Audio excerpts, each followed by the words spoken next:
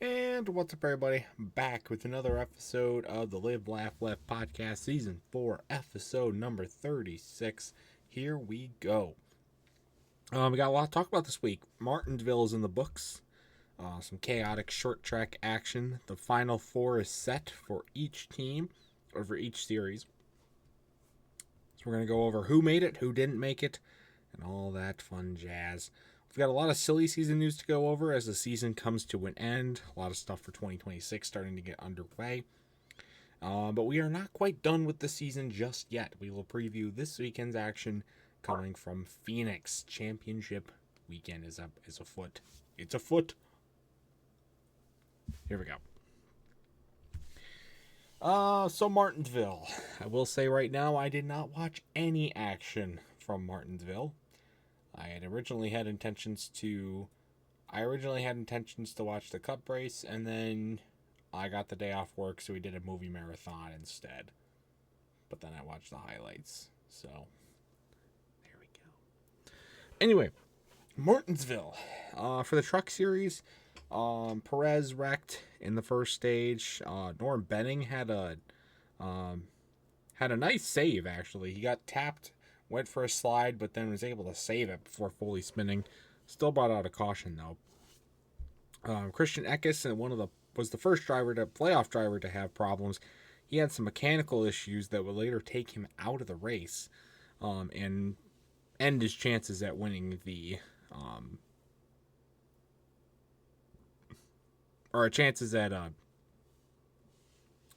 for his playoff run.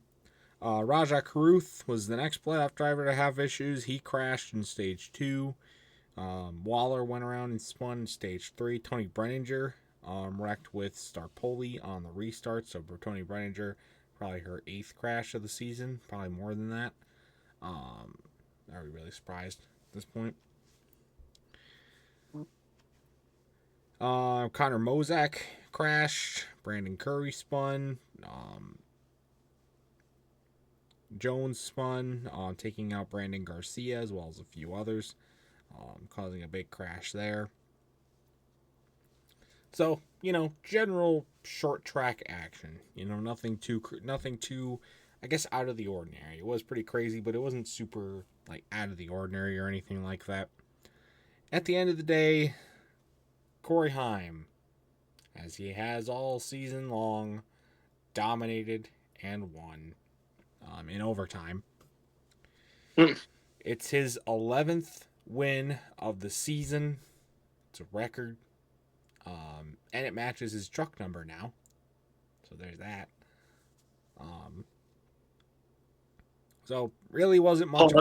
Really, it would have been a lot more dominative win if there wasn't so many cautions. So there really isn't much to talk about as far as competition goes. But 4 drivers did end up getting eliminated. Those 4 drivers, Raja Caruth, obviously, because he crashed. Grant Enfinger was also eliminated alongside Daniel Hemrick and Lane Riggs. Came into the playoffs as a championship favorite. Had a very bad round, capped off with a bad race at Talladega. Put him below the cut line, and he could not dig himself out of it. So Lane Riggs, despite the great year, will not be a champion, won't even be racing for a championship on championship weekend, which honestly I thought he was a pretty big lock for the Final Four, so I am kind of surprised. And isn't that the only Furniture Row truck car? No, they have the 38. I think they still have the 38, but no, they do. They do. He got out he got out in the first round though, so yeah.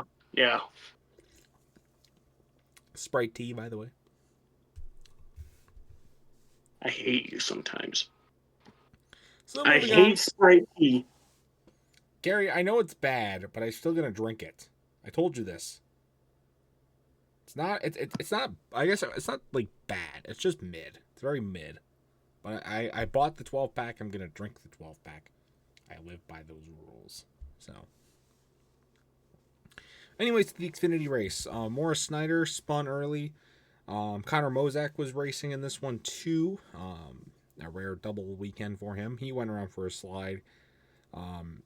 Jeb Burton had tire issues in stage 2. Josh Williams went around spinning in stage 3, which caused a chain reaction crash that involved Connor Zilic as well as others.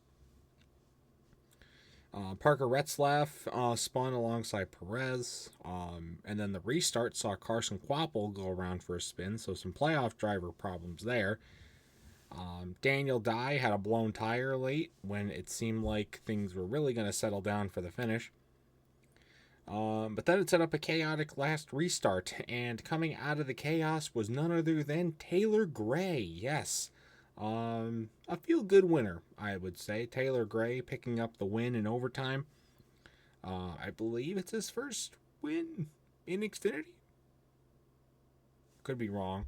I think it is. It's first win of the season for sure. But he gets the overtime victory. I don't know. Nothing else super crazy happened in this one for Xfinity. The drivers eliminated, though, from the playoffs. Sam Mayer, Sammy Smith, Brandon Jones, and Sheldon Creed.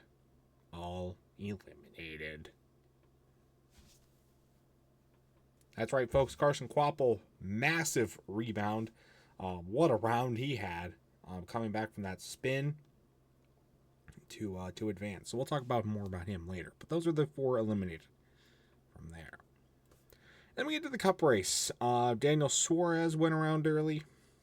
Carson Hocevar had a terrible day, starting off with the spin in stage 2. Cole Custer went around for a slide. Serves him right for driving the Texas A&M paint scheme. Cody Ware lost a wheel, which I think led to suspensions, but I will say right now, I could not find any news about any crew members from the 51 being suspended. Usually I would, but this time around I don't see them. We're going to imply that there was suspensions, but nobody reported on it because it's a Rick Ware car and nobody gives a shit. True. Josh Berry went around sliding in stage 3. And then we had a big sequence of Toyota engine failures. They took out Chase Briscoe, Riley Herbst, and Denny Hamlin, all really back to back. So it was a bad motor day for Toyota. Didn't affect anything for as the playoffs went because Briscoe and Hamlin were already locked into the championship 4. So didn't really matter there. But it does not give good mojo for them going into this weekend. So we'll see how that plays out. And of course, Riley Herbst has done jack shit this year, so it didn't matter for him either. Eric Jones went around for a slide, and then Carson Hocevar got spun again on the restart. And then Carson Hocevar spun again later on in the race. So, yeah, 3 spins for Carson Hocevar today. He's just doing lovely, isn't he? He only had one good race.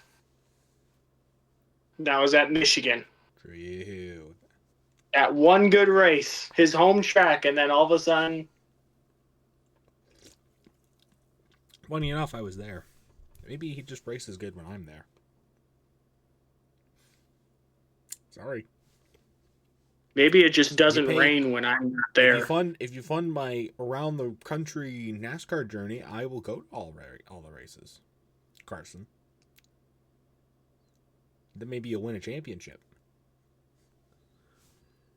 So, who wins now? Not you. The battle for the win, though, would come down between William Byron and Ryan Blaney. They were by far the 2 fastest cars all day long. And both of them were desperate to make it into the final, to make it into the final 4. And it would be William Byron who would prevail, making a late pass for the win, bumping Blaney out of the way. And Blaney did have a chance to get him back, but did not do so on the last restart of the day. So Byron wins and advances himself into the championship 4 for the 2nd consecutive year, which also knocked out Ryan Blaney, who also had to win to get in. Chase Elliott, unfortunately, was eliminated. But it's okay. Joey Logano was also eliminated. So it cancels out. It cancels out. And then also Christopher Bell, due to a new driver locking themselves in with a win. Bell, who was originally going to be good on points, is not good. And he was eliminated, which sucks because I thought he was in a good spot to make the championship for. Apparently not. So there's that. But that's Martinsville. I think it was a pretty quintessential Martinsville type weekend, all things considered. You had the spins, you had the bumps, you had the close action, 2 overtime finishes. About what you could expect from Martinsville. So I don't know if you have any other thoughts, Gary, to put in input. Most of ours sucks. True. Big true. Big true. Let me see if I've got anything else here. Nope. I don't think I got anything else from Martinsville. So we can put it in the books. We'll go over who made the Final Four. We'll go over that later in the episode. So stay tuned. But before that, do have some silly season news to go over. Good amount, like I said earlier. It's been a while since we had this much silly season news, but a lot of different contract announcements or extensions or new driver signings, all that sort of stuff.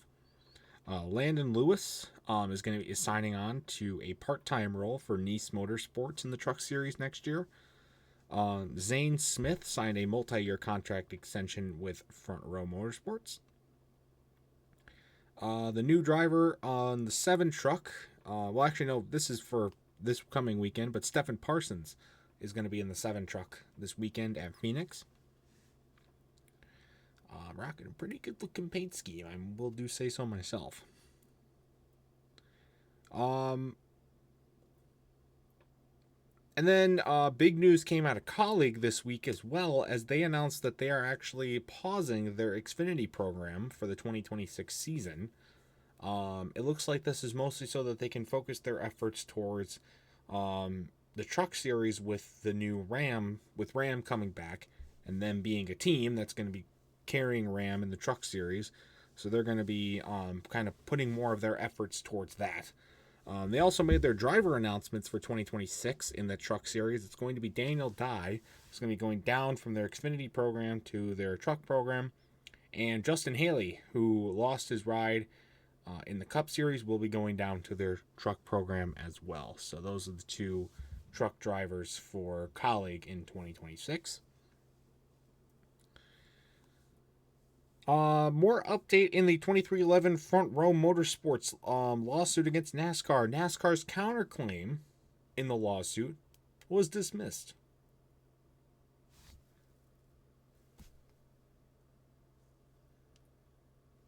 I don't know what else you want me to say about that.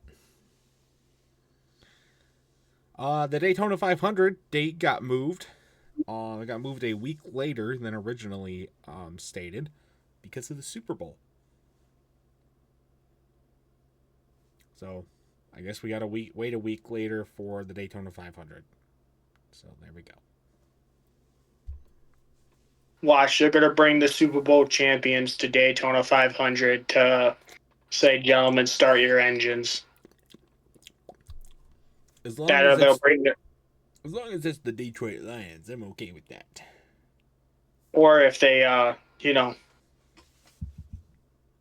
probably bring the president, like they always do. Let's hope not. Sam Mayer, good thing that he didn't make the championship, because Sam Mayer will not be racing at Phoenix.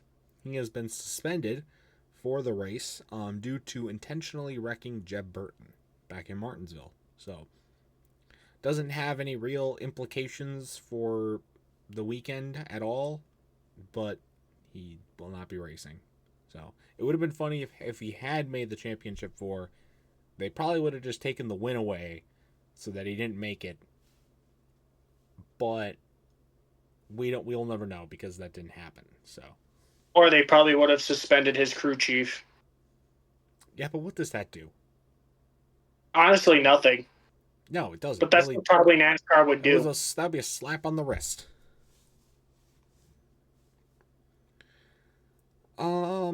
And then the only other piece of news I had, Kyle Busch is in the midst of his own lawsuit right now with his wife.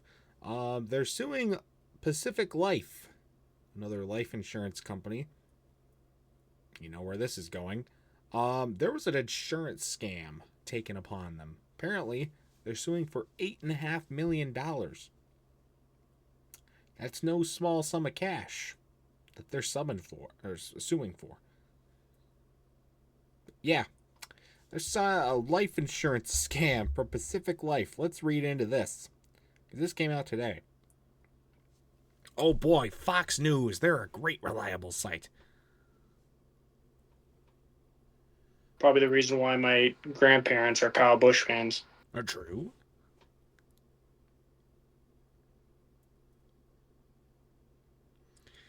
Bush and his wife, Samantha, released statements Tuesday announcing that they have taken legal action against Pacific Life for allegedly designing and promoting a series of complex, indexed universal life IUL policies as tax-free retirement plans that were misrepresented as safe, self-funding investment vehicles.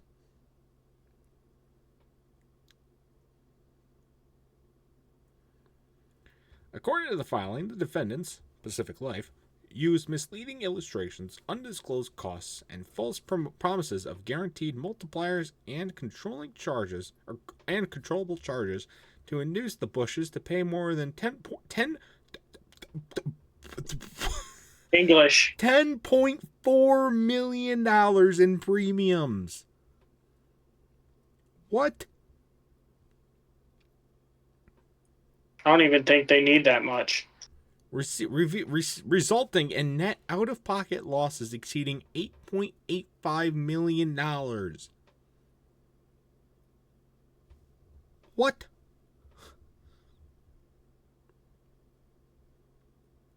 That is crazy.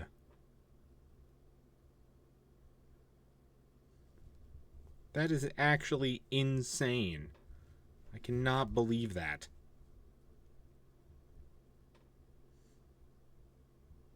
Well, I hope they win. Though it's a life insurance company, so they're probably going to lose. Because political bullshit. Whatever. Fuck insurance companies. That's all I gotta say. True. But, alright, well, that's all the news I had, Gary. I don't know if you have any news or anything. Let's get on with the picks. Well, we're gonna do a little bit of an extended preview this weekend. Championship weekend is upon us at Phoenix. 4 drivers enter, only 1 will leave a champion. We've come all the way. We've come this far, folks. From the high banks of Daytona back in February, all the way through to here. And this is it. This is where things will come to an end. The 4 drivers left in the hunt in the Truck Series. On top, and the by far favorite to win the championship, with 11 wins this season, is Corey Heim. Dominant campaign, rivaled by very little. If he doesn't win the championship this year, that would be an absolute travesty. He would have it locked up. He would have had it locked up weeks ago under a normal point system. He wins pretty much every other week. So, what more is there to say about him? Also, another story, and personally I think this would be a very feel-good championship, even though he's not necessarily deserving of it. The 52 truck, not driven by Stuart Friesen, who started the year in the 52. It's Caden Honeycutt. After Stuart Friesen went out with injury, Caden Honeycutt jumped from the 44 truck, came into this truck, made the playoffs, and is now a win away from a championship. My God, would this be a crazy championship victory? I like Stuart Friesen. I don't mind Caden Honeycutt. Do I think it's a deserving championship? Fuck no, I don't. But you know what? Screw that. Feel good stories are feel good stories. We like feel good stories around here, and god damn it, I'm going to be rooting for Caden Honeycutt. But they're not the only ones in the mix. Those are the two Toyotas fighting it out for the championship. The lone Ford coming out of Thor Sport is Ty Majeski.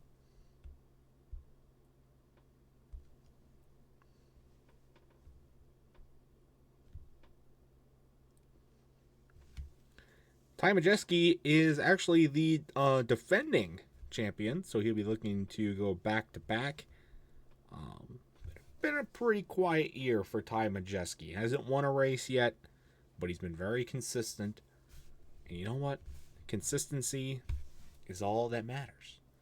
And him pulling out a championship here would be indicative that he knows how to get it done in the big spotlight. So don't count Ty Majeski out of it. And last but certainly not least is Tyler Ankrum. He only has one win to his name in the 18 truck. Again, really quiet year, but consistency and really down the stretch survival has been the key for him. And, I think a lot of people are going to be overlooking him with all the other stories or wins or defending champions, all that sort of stuff. So why not him? Why not him?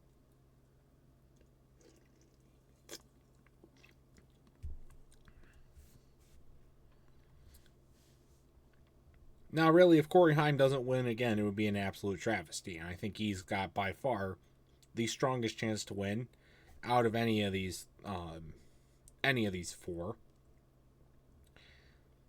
But as we saw last year, anything can happen. Corey Heim got taken out in an accident last year, opened it up everything. Will he let that happen again? We'll find out in a mere few hours, actually, because that race is tonight. So, Gary, who do we think is going to A, win the race, B, claim the crown as the 2025 Craftsman Truck Series champion? So, first I'm going to start with the Final Four and who's going to win that race. Let me find the playoffs real quick again. I can see better with my own eyes. So, for the Truck Series, I am going to choose the clear-on favorite that I think is going to happen is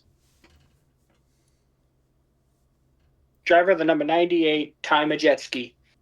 Something's going to happen with Corey Heim's car near the end, and Ty Majeski's going to take it for the win. Usually I would pick a Chevy, but guess what? I'm choosing a Ford. Ford was made in my home state. Ford's going to win that championship for the Truck Series.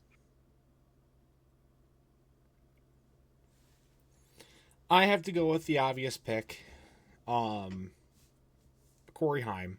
I have to. I just have to. Though I want Caden Honeycutt to win. I think him winning and the 52 being a champion would just be amazing. I think it would just be incredible. It would be very good. Very good. Very good. Very good. It's very high. Corey Heim has 11 wins to his name. Good. The other three combined only have 2 total wins. True. He should win by a landslide. But we saw. And for what I'm looking at this right here, the only person to win from the round of 8 was Corey Heim. Yeah. The other 4 has not even won, and the other 2, Ty Majeski and Tyler Ankrum, haven't even gotten a playoff stage win. Yeah. So, I mean, Kane Honeycutt is the closest because he has more playoff stage wins than Corey Heim. But stages don't matter no more. No. Right. This matters about You have to be in front of the person. Right. And who knows, maybe this might be the last of the stages. Hopefully. God, we could only hope.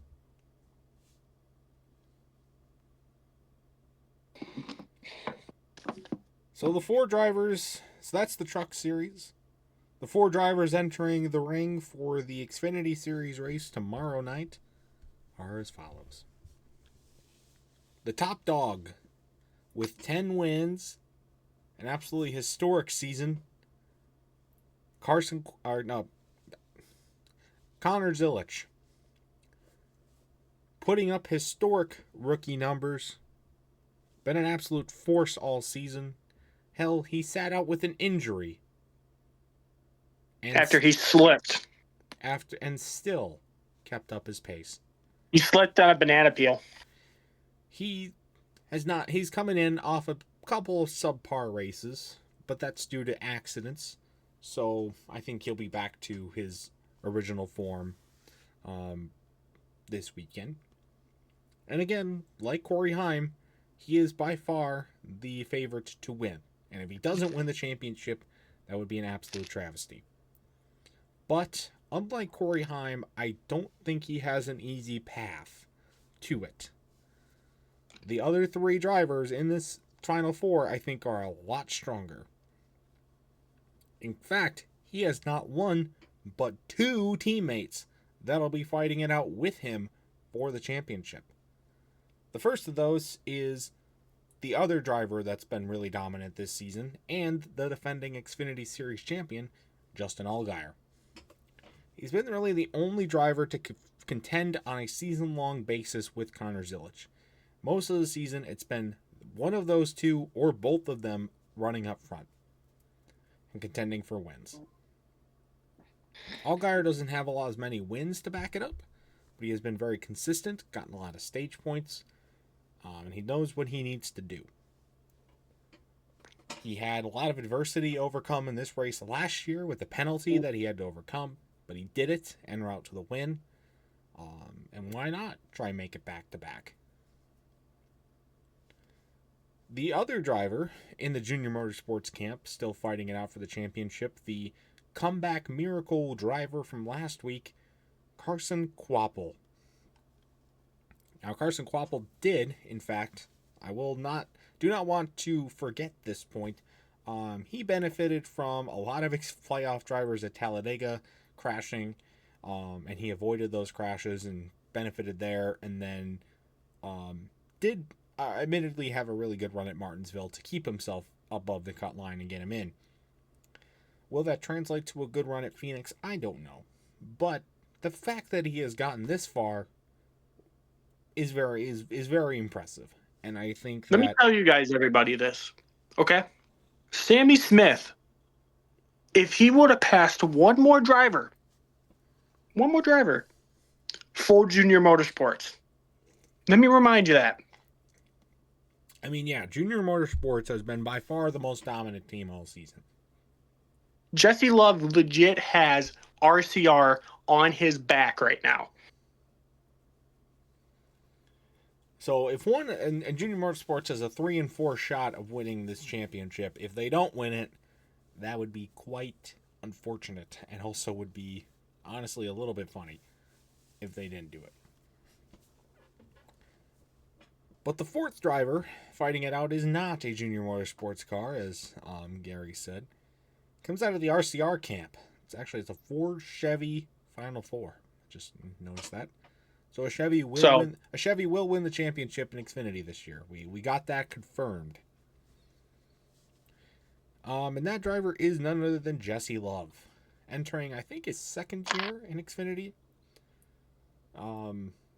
Had a bit of an up and down year for sure.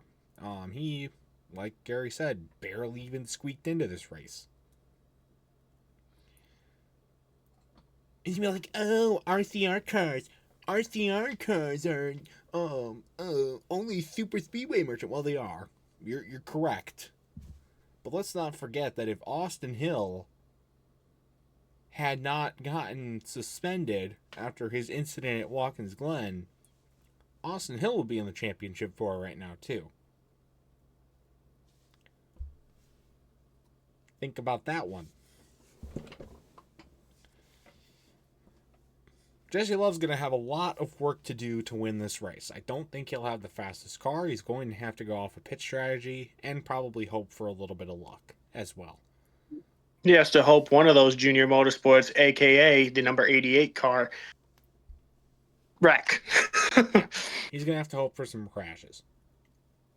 And Justin Allgaier is looking for a back-to-back championship. Just remember people that.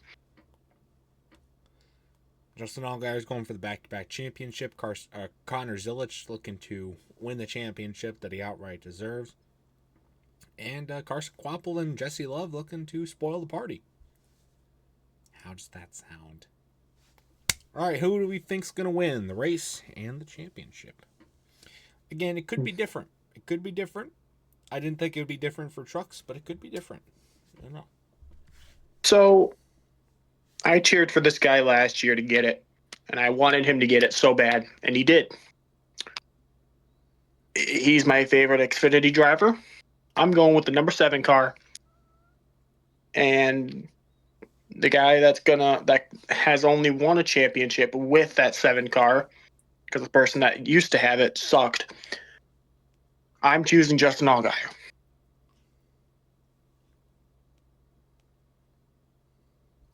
AKA, if you don't know who drove that 7 car in way back, it was Danica Patrick, and she sucked. We don't talk about that. Junior gave her a chance, and she blew it. Literally. I'm going with Connor Zilic again. I'm taking the obvious pick here. I am also rooting for him to win the championship. I think he definitely does deserve it. So it's kind of my double up pick there. And I do think, again, in Xfinity, the winner of the race is going to be the champion, whether that's the 88, the 7, or... The only way I think if the 88 or the 7 win the championship, they're also going to win the race. I think if both of them crash, I could see a different driver winning the race than Jesse Love or Carson Kvapil, but I'm not going to bank on that. I'm just going to take Connor Zilic here. So, but then on Sunday, November the 2nd, everything will come down to this. The Championship 4 Cup Series race. Fighting it out for the championship. There's no defending champion left. Joey Logano was knocked out. So it's going to be a non-repeat champion in the Cup Series. Let's start with the first driver to lock his way into the Championship 4. Denny Hamlin in the 11 car. Denny Hamster. In what could be his last chance at a championship. He's getting up there in age, but he's still performing at a very high level. Could Denny Hamlin finally pull off his first Cup championship? He's had the year of all years, winning tons of races, being very competitive. But again, like I said earlier, he's coming in with some engine problems. Being a troll. Could that plague him? Who knows? Honestly, this year I am kind of just hoping that he finally pulls it off. I mean, he's got the skill to do it. He just can never seem to put it together at the right moment. But maybe this is the year. Who knows? So. The other Joe Gibbs car that will be duking it out for the win on Sunday is Chase Briscoe. Now, here's a feel-good story. Chase Briscoe in his first year with Joe Gibbs Racing, after coming over from Stewart-Haas, after that team went under, he has a breakout year. Won multiple races, including at Talladega, to lock himself into the Championship 4. He's been having some really solid runs, especially in the second half of the season. And you know what? I'm rooting for him to win the championship. I am. I'd love to see him win it. And this is the first time since Martin Truex that the 19 is in the Final Four. Right. I'd like to see Chase Briscoe pull it off. I think it'd be a very good, feel-good story. And who knows? Maybe he could finally do it. So he does have a Phoenix win under his belt, by the way. So not like he's completely thrown off by this track. He won there when he was with Stewart Haas. So potential could happen. But going up against these two Gibbs cars will be a pair of Hendrick cars. Yes, it's a Gibbs versus Hendrick power struggle fight in the championship. The only repeat driver the only driver that was in last year's championship for and in this year's championship for, William Byron, locking his way in with the win at Martinsville. Byron did not have a very strong showing last year in this race. Looking for a little bit of a different story here. He kicked it off on a strong note, winning the Daytona 500. And, he's had an up and down year, for sure. But who's to say he can't pull it off now? You know what I mean? I definitely think, like Tyler Ankrum in the truck race, I think William Byron's going to be definitely overlooked in this group of four. Just because he's probably had the weakest season out of the four of them overall. But he still has had a really strong year. And, he was in this position last year. Don't be surprised if he takes notes of that and puts it over to this. So. And the only driver to make it to the Final Four in the Cup off of points is another Hendrick driver. And the only past champion still in the hunt. That's your 2021 champion, Kyle Larson. Like years past, Kyle Larson has had a very strong start to the season. He won 3 races right off the bat. Looked like an unstoppable force. Then summer came, and he fell off. And he's really never reached the same highs. He has picked it up a bit here as the weather cooled back off, but still, just kind of hovering around a little bit. Barely got in despite running out of gas on the final lap at Talladega. Like I said, barely made it in on points after Byron's win at Martinsville. But he is here. And like we said, he's the only past champion out of the 4. So he knows what it takes to win the championship in this situation.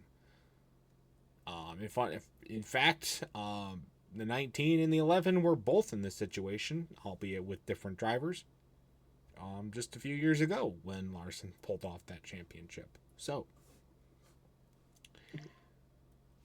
all 4 of these drivers, I think, have a really strong chance to win the championship. I think they're going to be the top 4 cars of the day. I don't see any other car pulling off the win here. So I think we're going to have a three-peat of the winner of the race also being the champion. But who is going to be that champion? Let's make our decisions.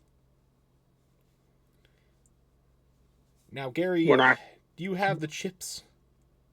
So I have all 3 chips for the Final Gary, Four. There's 4. There's 4 champions. There's 4 Final Four drivers. Listen, I was getting to that.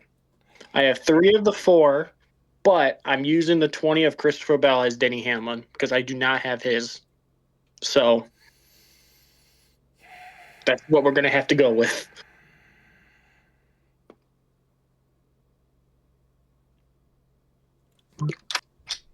All right, here we go. 4. I will say the racing product on the track outside of the championships suspense, outside of that, it's probably going to be pretty boring. Phoenix is a boring track. It's last year, though, is the championship track, so we can rejoice in that. Yeah, baby. So Except when you're on Rattlesnake Mountain. Well, they're still going to be racing there. Well, yeah. So it's not going to go away. They're just not going to be in the championship race anymore. We're going to have a more exciting championship race. It's going to be awesome. It's going to be awesome, baby. All right, here we go. Last NASCAR pick of the year. Between the final four, Tyler's choose is Denny Hamlin, aka Christopher Bell. I hate to say it, but I am rooting for. I would hope one of the two Gibbs cars wins it. And I get, of course, the one I wanted the most, Hendrick. Just because the 24 is my favorite. Mm-hmm. Jeff Gordon made it popular. Now William Byron's going to make it popular by adding another championship to that number. True. Well, we'll see. The stage is set for the championship, and we're going to be right there for it. It's going to do it for this episode. We'll be back next week to recap the championship for action. We'll go over any other news that's come out. And we won't be doing a preview next week because there won't be any more races. But that next week's episode will not be the last episode of the season. Because we're waiting for NASCAR 25 to come out on Steam. That'll be the week after. So there will be one more episode after that. And then we have a special announcement. So stay tuned for that. Stay tuned for the much more amazing content. For other stuff here on the Pringleson YouTube channel as well. So stay tuned for that. It's going to do it. Thank you for watching. We'll see you next week. And drop your championship predictions in the comments. Goodbye.